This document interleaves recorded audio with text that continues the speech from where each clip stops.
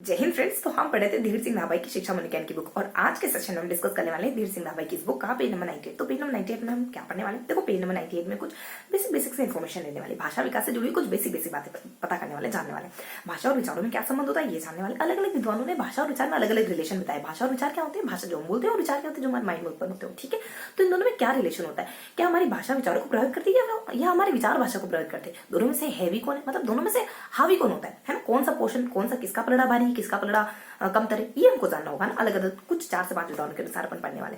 इसके बाद थोड़ा सा अपन डिस्कस करेंगे कुछ भाषा और विचार का डिस्कशन करेंगे, पर थोड़ा सा अपन ग्रंथियों के बारे में पढ़ने वाले, यानी जो हमारे एड्रिनल ग्रंथि है, यौन ग्रंथि वगैरह हो जाती है, थायराइड ग्रंथि, पैराथायराइड ग्रंथि, इस सबके बारे में पढ़ने वाले। ठीक है, तो इस वाले सेशन में हम 2 डिफरेंट मुद्दों को कवर करने वाले, एक भाषा और विचारों के बारे में, दूसरा ग्रंथियों के बारे में। ओके, देन शुरू करते हैं। देखो, भाषा और विचार को लेकर के हम कुछ 3-4 कोटेशन जानने वाले। देखो, हाँ, फर्स्ट ऑफ ऑल जो नए बच्चे जुड़े उनके लिए बता दूं कि इस वाले सेशन में सिर्फ और सिर्फ कन्वर्सेशन के थ्रू, बातों ही बातों में एकदम मजे से हम कुछ नए कॉन्सेप्ट को सीखने की और चीजों को याद करने की कोशिश करते हैं। ओके, तो विद इन 10 मिनट्स हम इन दोनों कॉन्सेप्ट को अच्छे से पढ़ेंगे, देन 5 टाइम रिवाइज भी करेंगे हमेशा की तरह। तो फटाफट से शुरू करते हैं। भाषा और विचार में क्या समझ। देखो, एक विद्वान आते हैं स्किनर, ये कहते हैं कि भाषा बेसिकली आपकी भाषा आपके विचारों को निर्धारित करती है। ठीक है, आप क्या सोचते हो ये आपकी भाषा से डिफाइन होता है। अगर आप अच्छा बोलते हो, इसका मतलब ये है कि आप शायद मन में भी अच्छा ही सोचते हो। अगर देखो हम मुंह से अच्छा बोल रहे हैं, इसका मतलब डेफिनेटली हमारे विचार भी अच्छे रहे होंगे, साफ सुथरे ही रहे होंगे। ठीक है, तो ये इसके नाम महोदय का कहना है। वहीं पियाजे आप कहते हैं कि चिंतन और भाषा, इन दोनों में से चिंतन का पलड़ा भारी। चिंतन पहले होता है और भाषा तो जस्ट चिंतन को व्यक्त करने का एक तरीका। चिंतन मीन्स आपके विचार, तो भाषा सिर्फ और सिर्फ विचारों को व्यक्त करने का एक तरीका मात्र। ये बात भी बिल्कुल सही प्रतीत होती। वहीं देखो, कुछ विद्वान आते हैं हमारे, एक वाइगुत्स्की वगैरह करके, ये कहते हैं नहीं, भाषा और विचार 2 साल तक साथ साथ रहते हैं। जब बच्चा 2 साल का होता है तो भाषा और विचार बिल्कुल एक मर्ज होते हैं, लेकिन धीरे धीरे ही अलग होते चले जाते हैं। जैसे जैसे उम्र बढ़ती है वैसे वैसे अलग होते जाते हैं। ये 3 मत आते हैं हमारे सामने भाषा को लेकर के। वहीं कुछ 2-3 बातें और आ जाती है भाषा को लेकर के। कुछ अलग अलग विद्वान कुछ कोटेशन कहते हैं। ये मत तो हो गए हमारे कुछ इस तरीके से, है ना। कोई कहता है कि ये दोनों 2 साल तक साथ रहते हैं, फिर अलग अलग हो जाते हैं। कोई कहता है नहीं, विचार बहुत भारी होते हैं। पियाजे साहब का कहना है चिंतन कहो, विचार बहुत भारी होते हैं। वही स्किनर कहते हैं हाँ, और पियाजे साहब के जस्ट उल्टा कहने वाले ब्रूनर साहब होते हैं। कहते हैं नहीं, आपके जो विचार है ना वो सिर्फ भाषा, आंतरिक भाषा है। आपके विचार और कुछ नहीं है सिवाय आंतरिक भाषा के। तो इस तरीके से पियाजे का खंडन करने के लिए ब्रूनर महोदय आ जाते हैं। इस तरीके से हमने 4 मतों को देख लिया। अब थोड़ा सा अदर जान लेते हैं भाषा के बारे में। तो भाषा का विकास भी होता है बच्चे में। तो कैसे होता है ये 4, मैंने आपको भाषा और विचारों के संबंध को तो बता दिया। अब भाषा की विकास हो जाने। तो भाषा विकास कुछ इस तरीके से होता है, जिससे बच्चा जन्मता है, रोता है, जिसको हम क्रंदन कहते हैं। जैसे कुछ आ बा बू बा ऐसे बोलने लगता है, उसी को हम कुछ बबलाना कहते हैं। ये कुछ 12 महीने यानी साल भर के आसपास करने लग जाता है। वहीं अगर कुछ वाक्य बोलने लग जाए, माँ पिता, इनका कोई अर्थ निकलता है। अगर इस तरीके से कुछ वाक्य बोलने लग जाए तो उसको हम रूपे वगैरह कहते थे। वहीं अगर कुछ ट म क प इस तरीके की ध्वनियां निकालने लग जाए उसको हम स्वरलिंग कहते हैं, है ना। तो ये कुछ टर्म है जिनको हमको याद रखने की जरूरत है।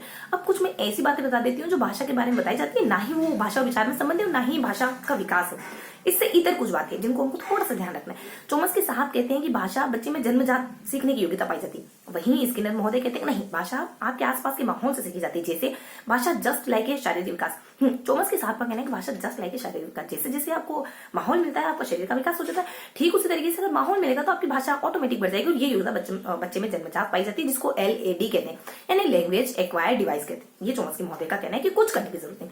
वहीं स्किनर का कहना है कि नहीं, ऐसा नहीं होता है। आपके आसपास के माहौल से बच्चा भाषा सीखता है। तो ये बस इतना सा हमको भाषा विचार के बारे में जानना था। और कुछ हमने भाषा के विकास के बारे में देखा, कब बबलाना कहते हैं, कब स्वप्न कहते हैं, कब रूपन कहते हैं।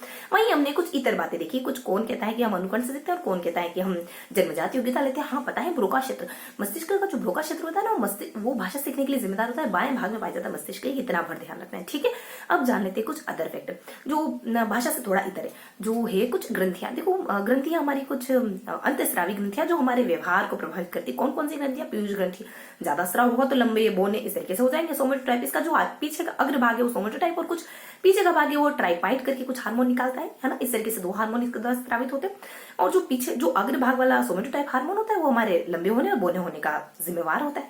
वहीं जो कुछ ठीक है, जो दूसरा हार्मोन मैंने बताया इसके लिए डेश समझो, ये डेश के लिए जिम्मेदार होता है। बहुत अच्छे से तो मैं रिकॉल नहीं कर पा रही हूँ, आई थिंक मांसपेशियों से संबंधित कुछ है, लेकिन हाँ थोड़ा सा स्कीप रखेंगे। ठीक है, उसके बाद हम देखो एक ग्रंथियां होती है हमारी यौन ग्रंथियां आप जानते हो कौन कौन सी होती है? टेस्टोस्टेरोन है, एस्ट्रोजन है। महिलाओं टेस्टोस्टेरोन, पुरुषों में एस्ट्रोजन।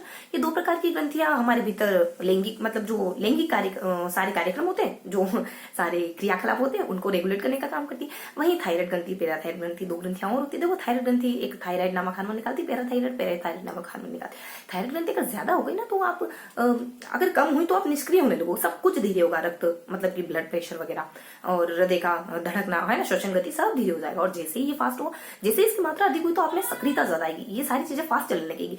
वहीं देखो पैराथायराइड ग्रंथि क्या करती है, पैराथायराइड ग्रंथि कुछ बढ़िया सा काम करती है। ये ग्रंथि बेसिकली पैराथायराइड ग्रंथि आप में एक चलो अभी फिलहाल के लिए स्किप रखते हैं। देखो थोड़ा सा ये बिल्कुल जुबान पे आ रहा है बस चलो ठीक है, पैराथायराइड ग्रंथि का काम थोड़ा सा स्किप रखेंगे।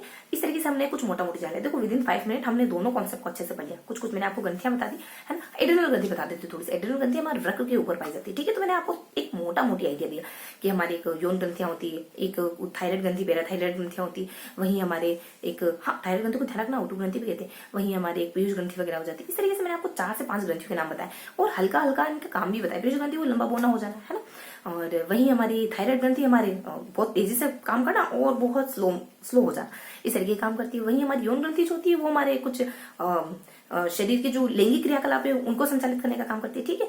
और बस हमारा एड्रिनल ग्रंथि का बताया नहीं कि इसके 2 भाग होते हैं, बस इतना ध्यान रखो।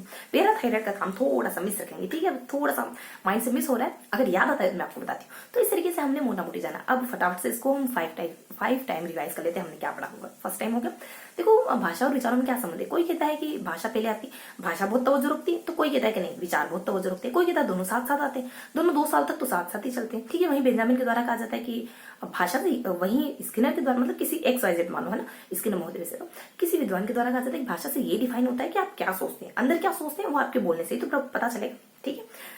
तो इस तरीके से कुछ मोटा मोटी बातें आती है भाषा और विचार को लेकर। इसकी विकास भी बताए जाते हैं। इसका विकास का आइडिया मतलब बच्चा कब अलग अलग तरीके से बोलता है, इसको हम क्या क्या नामकरण करते हैं, उसका क्या क्या कहते हैं हम उसे, ठीक है। तो इस तरीके से हमने मोटा मोटी जाना।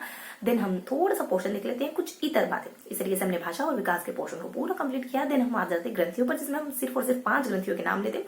देखते हैं कि ये ग्रंथियां क्या क्या काम करती है, और ये भी देखते हैं अगर हो सका तो हमने ये भी देखा कि ये कौन कौन से हार्मोन स्रावित करती, बहुत ज्यादा तो नहीं लेकिन एक आधा इक्का दुक्का तो देखा ही। तो इस तरीके से हमने सेकंड टाइम रिवाइज के लिए बस फिनिश करते हैं। हमने क्या देखा, भाषा और विचारों में क्या संबंध होते हैं ये जाना, भाषा के विकास प्रकरण को देखा और कुछ इतर बातें जानी। वहीं हम ग्रंथियों का नाम भर लेते हैं, देखते हैं कि ये ग्रंथियां क्या क्या काम करती है, ठीक है। तो इस तरीके से हमने भाषा और विचारों में संबंध जाना। अलग अलग विद्वान अलग अलग तरीके से संबंध बताते हैं। कुछ 4 कंक्रीट संबंध हमको पता चले, कोई किसी को वैल्यू देता है, कोई किसी को वैल्यू देता है, दोनों को साथ मानते हैं। कोई कहता है कि आपकी भाषा से आपके बारे में पता चलता है, आपके विचारों के बारे में पता चलता है। ये 4 मेजर एस्पेक्ट हैं भाषा और विचार को लेकर के। इसके अलावा भाषा के विकास के बारे में थोड़ा सा बताया जाता है। देन भाषा से जुड़ी कुछ इतर बातें। देन हम देख लेते हैं फिर कुछ ग्रंथियों के बारे में। मोटा मोटी इतना जानते हैं कि कौन सी ग्रंथि कौन सा हार्मोन स्रावित करती है, या फिर इतना भर तो जानते ही है कि कौन सी ग्रंथि क्या काम करती है ना। तो मोटा मोटी हमने सिर्फ ग्रंथियों का डिस्कशन करा, नाम मात्र लिया, थोड़ा सा हार्मोन थोड़ा सा काम के बारे में जाना, ठीक। तो हमने क्या देखा, हमने बेसिकली हमने पढ़ा भाषा के बारे में, बस फिनिश करते हैं, ठीक है। भाषा और विचार में क्या संबंध है ये जाना, थोड़ा सा हम भाषा के विकास को जान लेते हैं, थोड़ा सा हम भाषा से इतर बातें जान लेते हैं।